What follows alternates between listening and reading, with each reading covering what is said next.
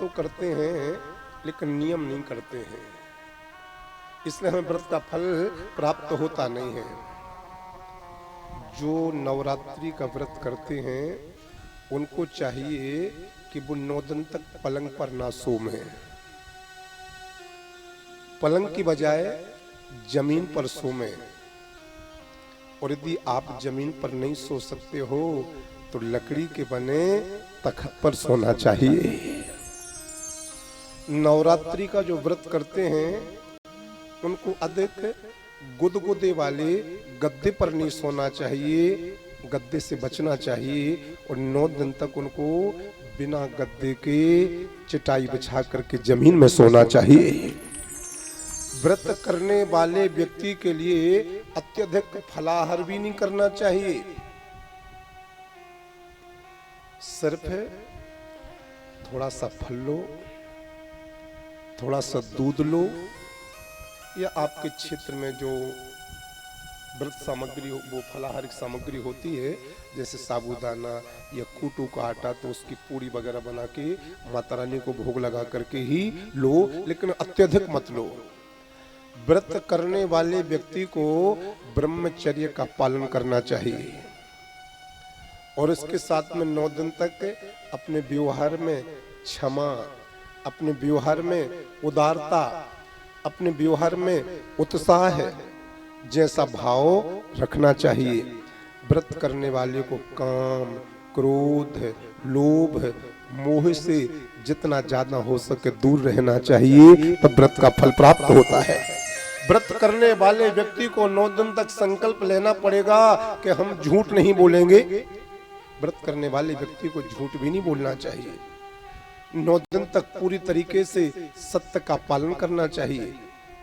मन को संयम में रखना चाहिए और किसी को भी अपशब्द बोलने से व्रत करने वाले व्यक्ति को बचना चाहिए। व्रत करने वाले व्यक्ति को अपनी इंद्रियों के ऊपर काबू रखना चाहिए। तामसी भावों का त्याग करना चाहिए। किसी भी इंद्री का 9 दिन तक दुरुपयोग नहीं करना चाहिए। व्रत करने वाले व्यक्ति को मां दुर्गा का पूजन करना चाहिए, माता रानी के 9 रूपों का पूजन करना चाहिए, उनका नित्य स्मरण करना चाहिए, उनका नित्य भाव भक्ति से पूजन करना चाहिए और अपने इष्ट देव का नित्य ध्यान करना चाहिए। जो व्रत करते हैं उनको बार बार मुंह जूठा नहीं करना चाहिए, ज्यादा बार बार जल भी नहीं पीना चाहिए, बार बार फलाहार भी नहीं करना चाहिए। और व्रत करने वाले व्यक्ति को गुटखा, तंबाकू जैसे नशों से, ये जो नशा है इनसे बहुत दूर रहना चाहिए। ऐसी पवित्रता से, सादगी से, सिद्धांत से, नियम से यदि हम भगवती परम्बा की आराधना और व्रत करते हैं तो निश्चित हमें फल प्राप्त होता है। दुर्गा सप्तशती का पाठ करो। आपको अधिकार नहीं है करने का तो पूज्य आचार्य गणों के लिए संकल्प देकर के उनसे नवरात्रि में दुर्गा सप्तशती देवी का पाठ करवाना चाहिए।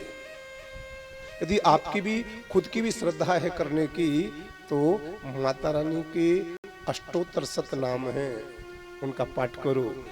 सिद्ध कुंजी का स्तोत्र है, आप उसका पाठ करो।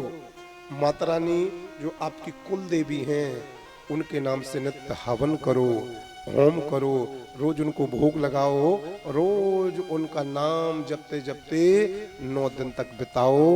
माता रानी की बहुत कृपा आपके ऊपर होगी, बहुत कृपा होगी। रामपुरा वालों, एक बात बताने